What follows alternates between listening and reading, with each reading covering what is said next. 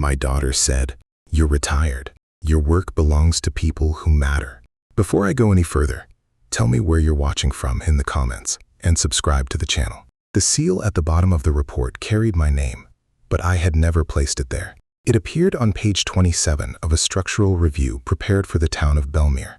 The project was a pedestrian bridge over a narrow flood channel, the kind of municipal work most people passed without noticing unless something went wrong. My son-in-law, Marcus, had submitted the report through the engineering firm I had helped build before I retired. The report called him its author. It called my seal a confirmation. I know it. Both statements were false. Julia stood across the kitchen island with her hands around a cup of coffee she had stopped drinking. She was my daughter, and she had brought the report because Marcus wanted me to review one last detail before the contract meeting. "You're retired," she said. "Your work belongs to people who matter." I read the sentence twice, because the first time I heard the injury, and the second time I understood the plan. She wanted an answer. She was telling me why my name had been removed. The report included a load calculation for the bridge deck. The number was close enough to resemble my work, and wrong enough to frighten me. Marcus had reduced the assumed pedestrian load from the figure I had specified in the original design. He had also changed the safety factor in a way that made the construction estimate look leaner. That was the first concrete contradiction. The second sat beneath it in a gray digital image. My professional seal. I retired at 70. My seal, drawings, and certification authority remained mine. "When did I review this?" I asked. Julia looked at the report instead of me. "You reviewed the old files. Marcus used the material for the new proposal." "When did I approve the calculation?" "Dad, keep this out of a hearing."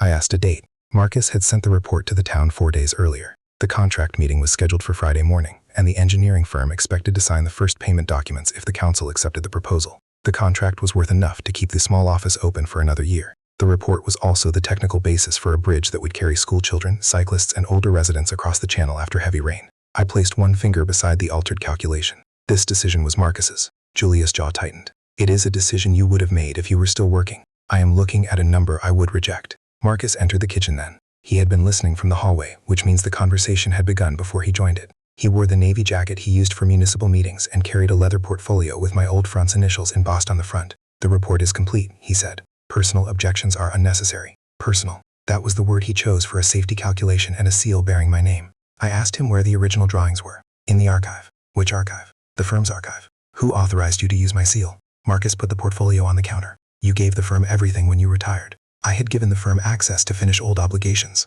My permission ended before anyone could impersonate my approval. I kept that answer back. I closed the report and handed it back to Julia. "Leave the full file with me." "Why?" "Because I want to read it." Marcus smiled without warmth. "The meeting is Friday. If you intend to object, do it now." That was the moment. I understood what they believed. They thought my objection was the only thing that could stop them. They missed the report's weakness. Comparison would expose it. I kept it level. "I will call you after I finish the review." Julia took back the report. "You always do this when you feel left behind." I looked at the seal again. I have never felt left behind by a document. Silence followed. After they left, I stood alone in the kitchen with the coffee cooling between us on the counter. The house had been designed around the rhythm of work. There was a place near the back door where I used to leave muddy boots, a drawer where inspection pencils had worn grooves into the wood, and a wall where Elena once pinned a series of revised beam sketches while she was still my apprentice. My name was absent from the new report. My judgment appeared in unfamiliar form.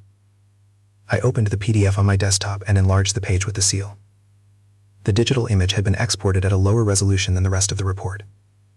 The edges around the seal showed a thin halo, as if someone had lifted it from an older page and placed it on the new one. It was observable. It was an observable change. The metadata showed that the file had been edited from a workstation inside the old firm. The author was Marcus. The creation date preceded the last revision by 3 weeks. I made a copy on a new drive and wrote the time on a sheet of paper. Then I called Elena. She answered on the 4th ring. "Thomas? Do you still have the version folders from the Willow Channel project?" There was a pause, long enough for me to hear traffic through her window. "The original folders. All of them. I kept them because you told me a drawing without its revisions is only a claim." I closed my eyes. "I need to know whether I told you to keep them." "You did." "I also need to know whether I ever gave Marcus permission to use my seal." Elena left it alone. "Did he use it?" "It is on a municipal report. Preserve the report first. Then we can discuss what it means." That was Elena's first answer, and it returned me to the language I trusted. Preserve, compare, record, decide after the evidence exists. I am Thomas Avery. I spent 42 years designing and reviewing structures in a small firm, then retired at 70 when long calculations began to tire my hands. Retirement changed my schedule. My authorship remained. Structural engineering taught me to respect decisions hidden behind finished surfaces. Ruth Marlowe, the firm's first senior engineer, kept a red pencil in her pocket and repeated one rule. If you cannot trace the decision, you cannot defend the structure. She taught me to save every revision, and I taught Alina the same lesson years later. The firm grew slowly. We designed school additions, retaining walls, small public buildings, and pedestrian crossings that connected neighborhoods divided by drainage channels or railroad tracks. The work was modest enough that our clients knew our names, and complicated enough that a careless shortcut could follow us for decades. I never wanted a large company. I wanted a dependable one. Julia grew up around the office, scanning invoices and labeling boxes while her mother brought lunch to the drafting room. She understood the firm's business side and knew where I kept the archives. After Mara died, Julia organized my tax folders and moved project backups from the garage to the office server. I trusted her with access because grief made ordinary tasks feel heavier than they should have been. Marcus entered the family later. He was confident in meetings and careful with his clothing. He could explain a proposal in a way that made an uncertain client feel that a decision had already been made.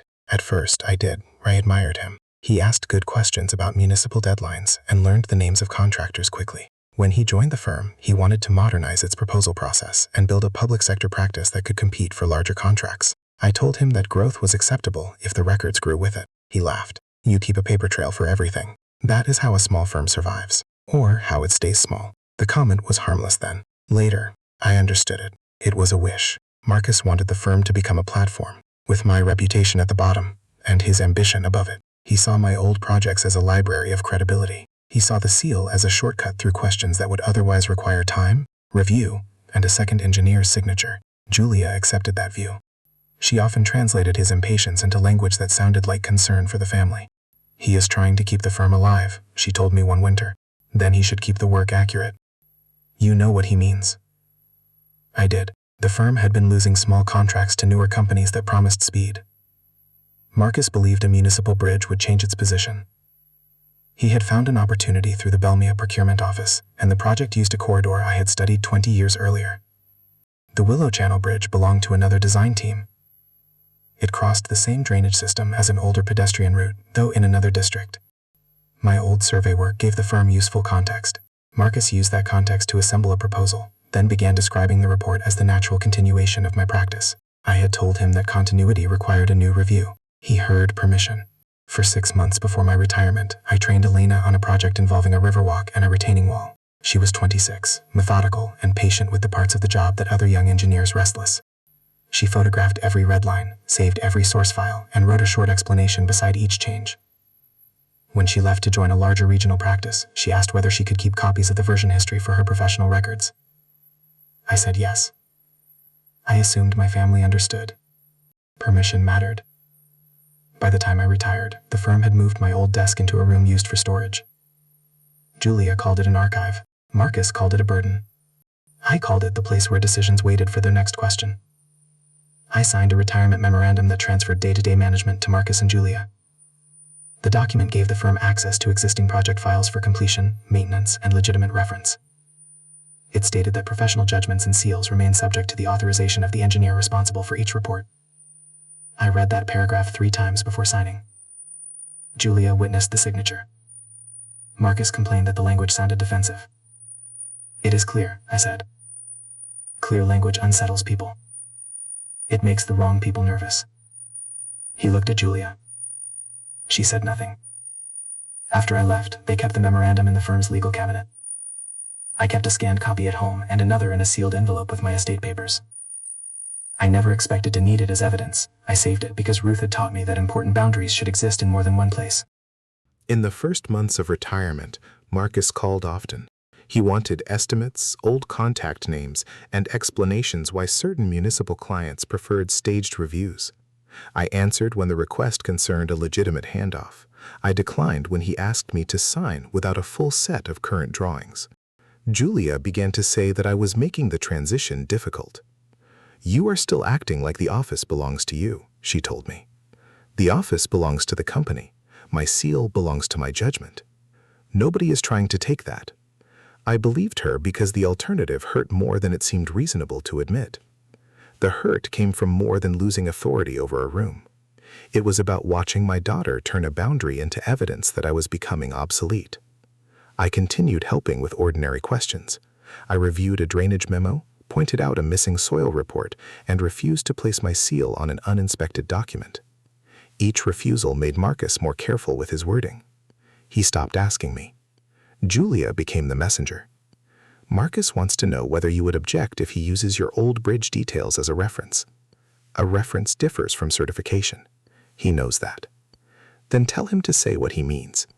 She changed the subject. The Willow Channel project moved forward while the family conversation moved backward.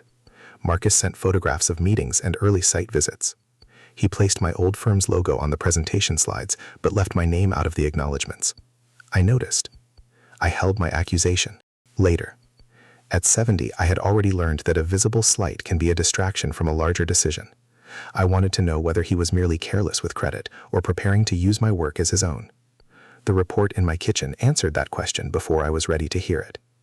Elena arrived at my house the next afternoon with 2 encrypted drives, a paper notebook, and the patient expression she wore when a client had sent her a problem disguised as a compliment. She had kept the Willow Channel folders on a private archive because the project had taught her how to defend a revision. The files remained accessible, preserved in their original structure with dates, notes, and the source documents that made each calculation legible. We began with the report's claim. We began by asking what the current report claimed. That helped me breathe. Elena placed the municipal PDF on my monitor beside the original design folder. We opened the pages in the same order. The report described a deck supported by 2 concrete abutments and a steel rail system. The original folder contained a preliminary sketch, a soil assessment, 3 load combinations, and a review memo from an outside geotechnical consultant. The current report kept the language. It altered the arithmetic. The changed number appeared in a table labeled pedestrian occupancy and maintenance load. Marcus had used a lower live load and then carried that reduction into the connection review. The result made the bridge cheaper on paper. It also contradicted the town's own flood corridor guidelines. Elena traced the line with a pencil. You would have kept the higher value. I would have explained why. The new report leaves the change unexplained, because it came from a model built for another site. She found an older calculation sheet in the version folder. The file came from training. It was 2 years old. It used a lower load only because it assumed a restricted access path and no school traffic. The model had been labeled private garden footbridge. Marcus had used it for a public bridge over a flood channel. The wrong number was no longer a vague concern. It was a traceable mistake with a source. I looked at the seal. The report borrowed my name. It borrowed a fragment of my work and connected it to a decision made by somebody who misunderstood the conditions around it. My hands began to shake beneath the desk. Elena noticed and moved the paper notebook closer to me. Write what you know, then write what you suspect. I wrote the report date, the submission date, the page number, the altered load, and the file author. I refused to review or approve the report. Then I wrote the sentence Julia had used. Your work belongs to people who matter. The pencil broke at the quotation mark. I sharpened it. We created a read-only image of the report and a hash of the file. Elena copied the original folders without changing their dates. She saved the archive to 2 separate drives and recorded who handled each one. The actions felt impersonal. My body answered first. My throat tightened. The report opened again. I had signed drawings for 42 years and taught younger engineers to treat the seal as a promise that could be defended line by line. Seeing it used on a document I rejected felt like watching a stranger speak through my mouth.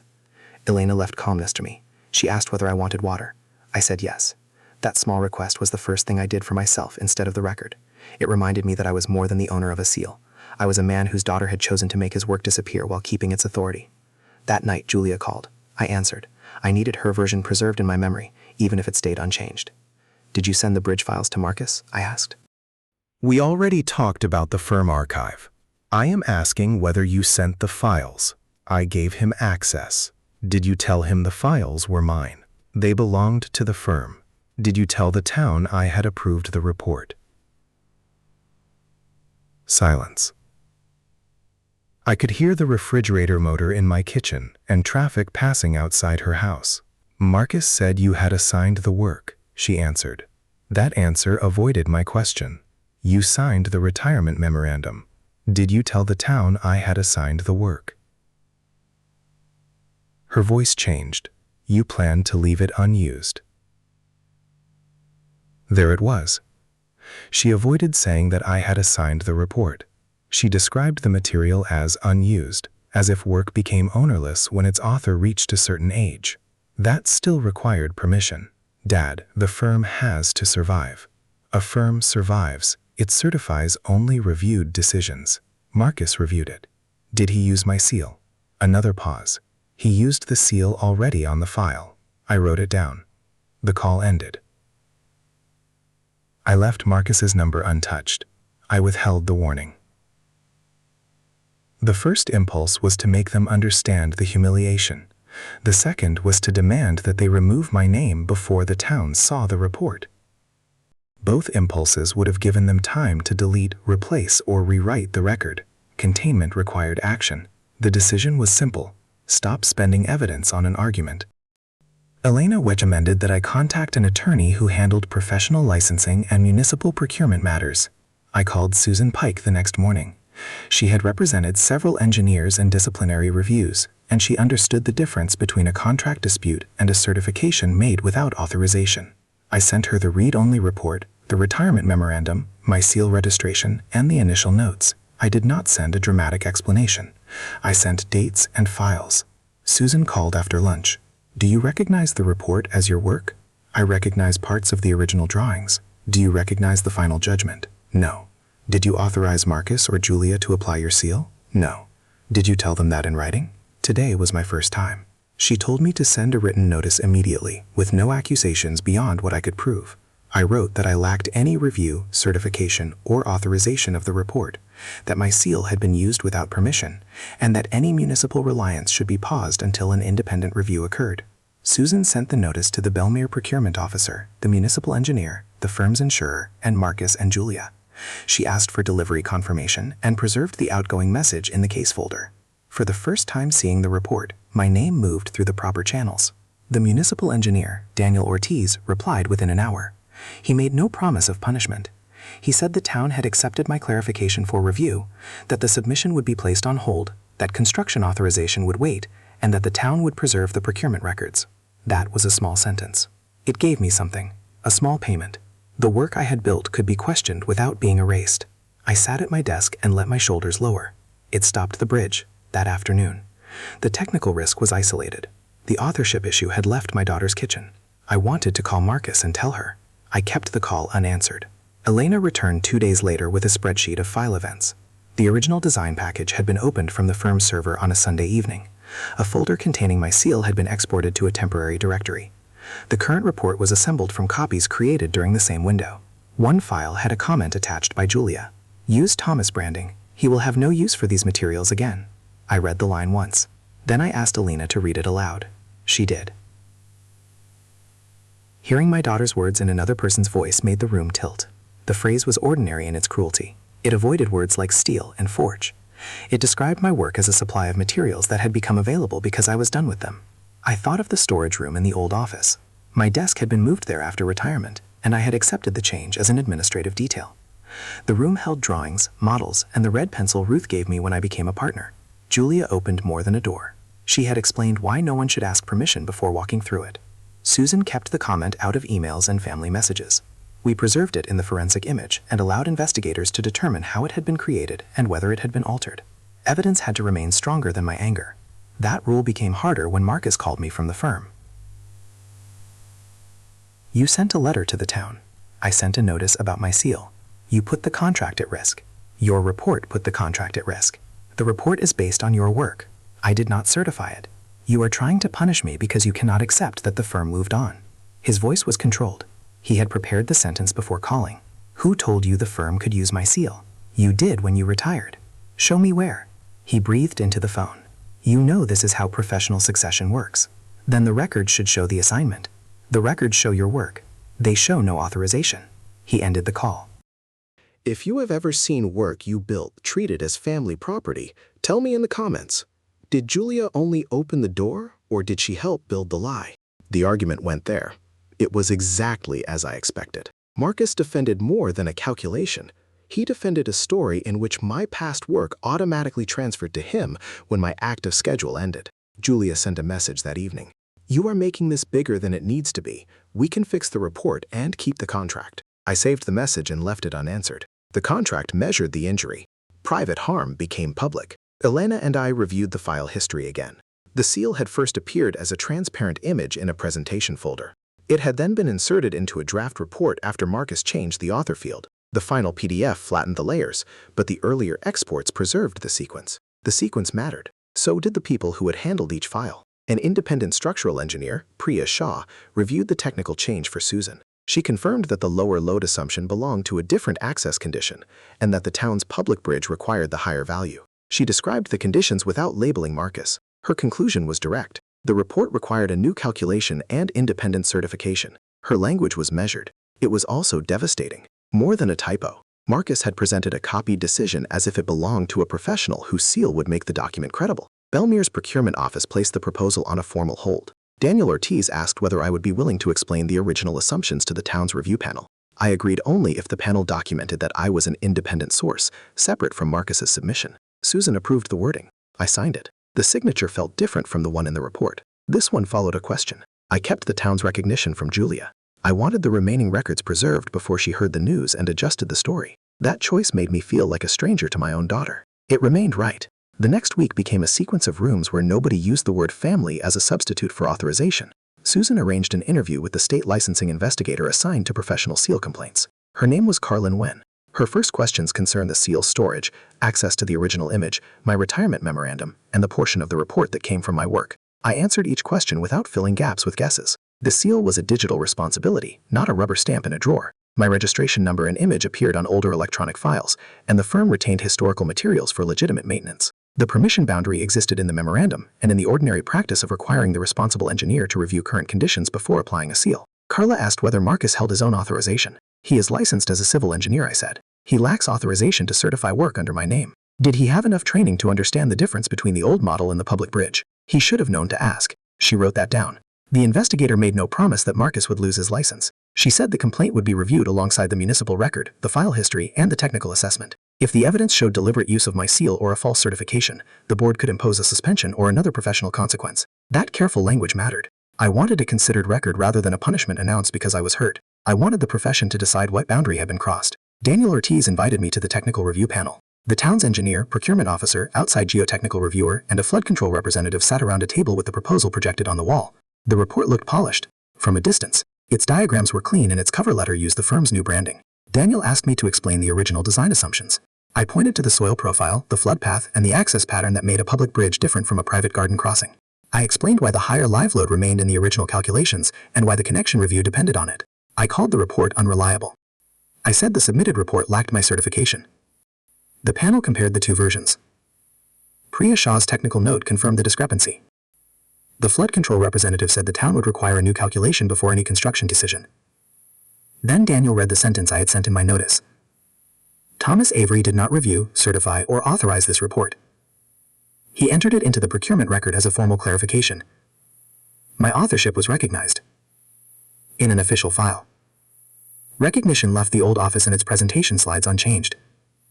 It did something useful. It stopped the false report from defining my role. I stepped outside the municipal building with Elena and stood beside a concrete planter while cars moved through the intersection. The afternoon was loud. My body was tired from explaining decisions I had made decades earlier, but the tiredness no longer felt like defeat. The town had separated the technical truth from the family argument. That separation gave the next step a place to stand. Carla requested the source files and the original export logs through the proper process. Susan provided them with a chain of custody statement. Elena gave a recorded account of how she had preserved the folders and why the older version still contained the original structure. The evidence stayed with investigators. Mara's sister called after hearing that the Belmere contract was delayed. She asked whether I could let Marcus finish the project and correct the report later. If the report is wrong now, I said, the town has the right to know before it relies on it. But he is your son-in-law. Family status leaves the calculation unchanged. She became quiet. The family had a way of treating a technical answer as an emotional refusal. I had done the same. For years. I thought a boundary required me to prove that I still loved the person on the other side of it. I was learning something. Love did not need to enter every file. Julia came to my house on a Wednesday evening without the report. She carried a paper folder and wore the gray coat Mara had given her for a birthday. I need you to understand what happened, I said. I will listen. She sat where Elena had worked beside the desktop and placed the folder on the table. Marcus asked for the old drawings. The town wanted experience, and your name opened the conversation. Did you give him the files? I gave him access. Did you tell him the material could be used without my review? He said you had already designed the corridor. That answer avoided my question. Her hands pressed the folder flat. You were leaving the work unused. I retired. Unused work still had an author. You retired. I did. You said the firm could continue. The firm could continue legitimate work. She looked at the wall where a framed photo showed Julia as a child standing beside my first drafting table. The photograph had been taken before Marcus entered the family, before she learned to describe his ambition as the family's future. He told the procurement officer that you had assigned the review, she said. Did you confirm that? She stared at the folder. I said you had given the firm the archive. This differs. The town wanted simplicity. You gave them a false one. She raised her head. I was trying to keep the company from collapsing. You were trying to keep the contract. They are connected. Our responsibilities remain different. Her face changed. The answer landed. I had expected anger. What appeared was the exhaustion of a person who had rehearsed a justification and found the question still waiting. Marcus said the report only needed your name because the town trusted the firm, she said. Did you know he had changed the calculation? Engineering reports are outside my work. Did you know he had inserted my seal? Silence followed. I let the question stand. The silence itself became part of the record inside my memory. Julia left without asking for forgiveness. I kept it unoffered. We had reached the point where forgiveness could become another way to avoid a fact. After she left, I wrote down the time and the words I remembered. I left Susan out of the call that night. I wouldn't turn a conversation into an exhibit without first asking whether it could be used appropriately. The next morning, Julia sent a message. I never meant for the town to think you signed the new report. I saved it. The sentence denied intention. It avoided the action that made the misunderstanding possible. Elena found the earlier email chain before I had to ask. Julia had written to Marcus from the firm's account. Use Dad's bridge files and keep his name in the credential section. The town will recognize the history. Marcus replied that he needed the seal image too, because the proposal required a certified technical lead. Julia answered, he is retired. He will leave the new submission unchecked.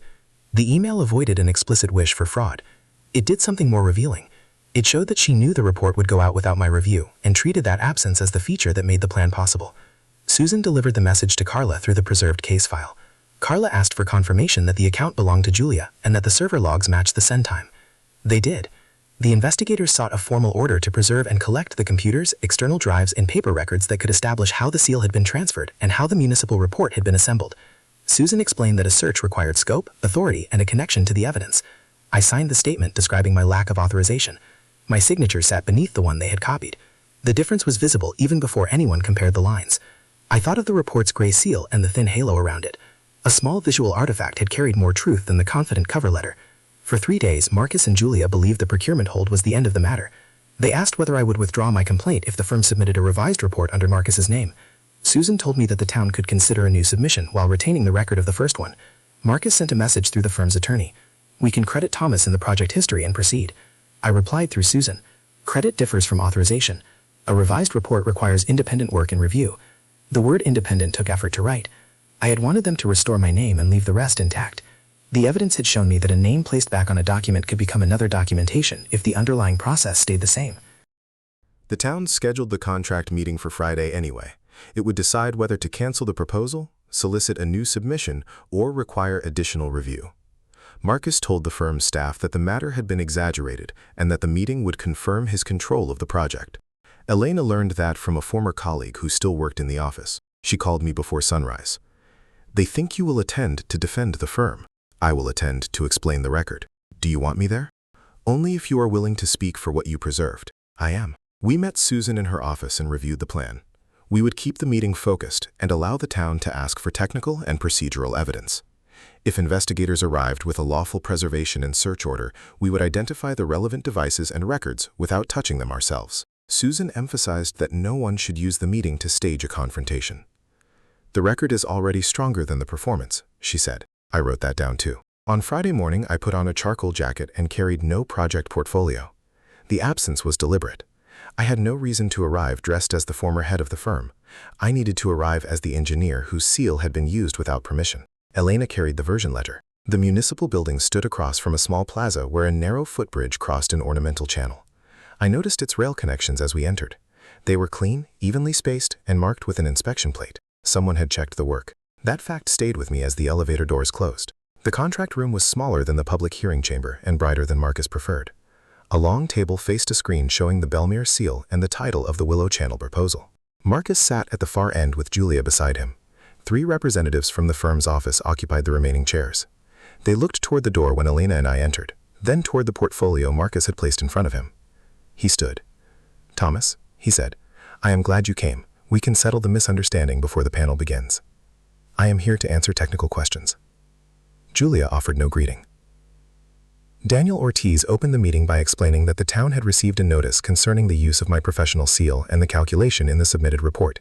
He said the procurement decision would be based on the record, not on a private agreement between family members. Marcus asked whether he could present the revised report first. Daniel said the town would hear the clarification before considering any new submission. I watched Marcus's hand move toward the portfolio. He had expected to control the order of the story.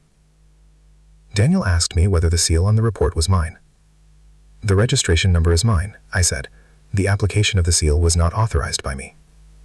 Marcus leaned forward. "Thomas provided the firm's archive and participated in the original work. I provided access for legitimate reference and handoff. I did not review or certify the submitted report." Julia spoke before Daniel could ask the next question. He was aware that we were using the drawings. "I was aware that the firm had older drawings," I said. "I was not aware that a new report would be submitted under my seal." "You are making a technical distinction sound like a moral accusation." "The distinction is the point." Marcus's face tightened. Daniel placed the original and current calculations on the screen. Priya Shah described the different access assumptions and explained why the lower load belonged to a private bridge model. She spoke without drama and without looking at Marcus. The flood control representative asked whether the altered number could have been a drafting error. Priya said a drafting error could be corrected, but the current report gave no basis for the change and carried a seal that implied review. Marcus opened his mouth. Before he spoke, the door behind him opened. 3 officials walked in. The first was Carla Newen from the licensing office. The second carried the preservation order and identified himself as an investigator assigned to the evidence collection. The third was a municipal counsel who had been waiting outside for Daniel's invitation. Carla said, "Please leave the devices and paper records in place." The room did not become loud. That was what made the moment feel final. Carla explained that the order authorized preservation and collection of specific computers, external drives, and records connected to the report, the seal image, and the project files. It did not authorize anyone to search the room for unrelated family material. The investigator handed the order to Marcus. He read the first page. Julia looked to me. "You did this. The record and the file history did this." She looked away. The officials did not ask me to identify every document. Elena provided the version ledger and explained where the original file structure had been preserved. Carla confirmed that the municipal notice, the server logs, and the technical review formed the basis of the collection. Marcus asked whether the contract would still be considered if he cooperated. Daniel answered that the town would cancel the submitted proposal and determine its next procurement step separately. That was the consequence he had tried to keep outside the room. The contract disappeared before anyone discussed a payment. I felt no pleasure. I felt the pressure in my chest released by a fraction. The town was not going to build its decision on a report I had rejected. The bridge would receive a proper review. My name would not serve as a shortcut around that requirement. The investigators collected 2 computers, an external drive, printed drafts, and the folder containing the retirement memorandum. They photographed the devices before moving them and recorded serial numbers. Marcus watched the process with both hands flat on the table. Julia asked whether she needed a lawyer. The municipal council told her that the officials could not advise her about personal legal representation. She looked at Marcus. He had no answer for her. The family explanation had worked while the evidence remained inside our home. It did not work in a room where each person had a separate role and each document had a separate custody record. After the collection, Carla asked me to confirm one more time that I had never authorized the use of my seal on the report. I confirm it. She asked whether I wanted the statement to include the phrase, "without my knowledge." I said yes. The phrase was accurate. It was also incomplete until the file history showed who had known. For the next several weeks, the investigation moved at a pace that did not match the speed of the family's messages. Marcus sent apologies to the town, then explanations to the firm's insurer, then a proposal for a new review under his own authorization. Julia wrote that she had only followed his instructions. Marcus wrote that Julia had assured him I would approve the submission. Their accounts shifted as each person saw a different part of the record. The files did not shift. The licensing board reviewed the evidence and determined that Marcus had applied my seal to a report he had not independently certified under the stated conditions. His authorization was suspended while the disciplinary matter proceeded, and the suspension became a professional order after the board's review. I am careful with that sentence because a board's action is not a private victory. It is a decision within a process that includes notice, response, and an opportunity to challenge the finding. Marcus lost the authorization he had used to make the report appear complete. Julia was identified in the evidence as the person who supplied the archive, confirmed the false story about my assignment, and helped remove my name from the working files. Prosecutors later treated her as a participant in the false submission and evidence transfer. Her attorney called it a misunderstanding created by family expectations.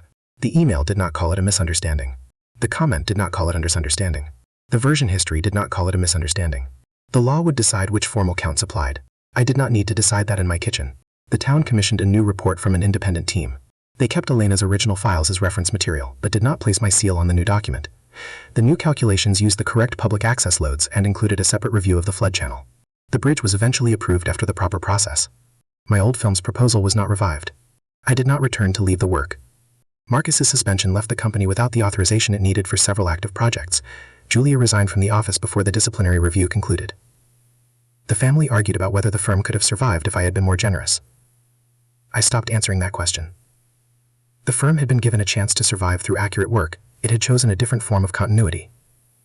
Susan met with me after the board issued its order. She asked whether I wanted to pursue a civil claim for damages related to the misuse of the seal and the cost of reviewing the files. I considered it carefully. The cost was real. The betrayal was real. My time had been taken from me because they treated my retirement as a public resource. A financial claim could help cover the expense and establish another boundary. I authorized her to seek recovery through the proper process. I did not ask for the firm. I did not ask for the contract value. I did not ask the board to restore my active status so I could stand in Marcus's place. When Susan asked why, I said the truth. I want my name separated from their work. I do not want their work as payment. That sentence surprised me. For weeks, I had imagined the contract being canceled as proof that I still mattered. The canceled contract was only proof that the false report had met a proper boundary. What mattered was what I did after the boundary held. Julia called 6 weeks after the meeting. She asked whether I would write a statement saying she had not understood what Marcus was doing. I will state what I know. You know I never wanted to hurt you. I know you wanted the contract. That is not the same thing. It is part of the same chain. She began to cry. I let the silence remain. Can you tell the board I was following family expectations? She asked. I can tell them you delivered the files and confirmed a false assignment. I can tell them you did not apply the seal yourself if the records support that distinction. You are protecting yourself. I am describing separate responsibilities. You are my father. That does not make our responsibilities identical. She ended the call. I sat at the kitchen table with the original retirement memorandum in front of me. The page had a crease near the paragraph about seals and authorization. I had folded it there years earlier to show Julia why the boundary mattered. She had seen the paragraph. She had witnessed the signature. The fact did not need a louder voice. I returned the memorandum to its envelope and placed it beside the forensic inventory. The professional seal remained in my office, secured under the state board's instructions. It was an image, a number, and a responsibility. It was not a family heirloom that could pass by assumption. Elena visited me the following Monday. She brought a small paper bag and a printed copy of the new bridge report. The review panel sent this, she said. The report credited the independent team and listed the historical material as background reference. My name appeared in a footnote describing the original corridor study. It did not call me the current engineer. It did not need to. The footnote was accurate. I read it twice. How does it feel? Elena asked. Less dramatic than I expected. That may be good. She opened the paper bag. Inside was a brass marker plate from the bridge contractor. It was not the bridge's official sign. It was a small sample engraved with the project's name and inspection date. They made extra pieces, she said. I thought you might want one. I held it in my palm. I do not want a plate for work I did not certify. Then we will leave it here. She placed it on the table. We both understood that the point was not the medal. The point was that Elena had asked. That was how consent should have entered the story from the beginning. 2 months later, Elena asked whether I wanted to walk with her after lunch. She had chosen a smart pedestrian bridge outside town, one whose inspection had been completed before the public opening. We met at the trail entrance and crossed without hurry. The rail was cool beneath my hand. Below us, water moved through a channel lined with stone, carrying leaves toward the larger river. A small metal plate near the entrance listed the review date and the engineers responsible for the completed work. I read the plate, then kept walking. Elena did not ask me to pose beside it. She did not tell me that the crossing represented a new beginning. She understood that a bridge could be a bridge without becoming a symbol on command. Halfway across, she asked whether I planned to keep the old firm's files. The legitimate ones, I said. The records that still teach something. And the seal? It will remain secured. It will not become family property. She nodded. On the far side, we stopped near a bench and looked back at the structure. The work held because its decisions had been checked, recorded, and accepted by people who carried the responsibility for it. My name was absent from the plate. I did not feel erased. I had spent weeks trying to make my family understand that retirement was a change in role, not permission to borrow my judgment. The town's record had said it more clearly than I could. My work remained mine because it could be traced. Elena and I turned toward the trail and walked on. There was no ceremony, no restored office, and no promise that Julia would understand what she had done. There was only the quiet fact that the breach had been reviewed correctly, and that I was crossing it with someone who had asked before carrying my work forward. If this story meant something to you, tell me in the comments which part of your life you had to take back, and subscribe to the channel for the next story.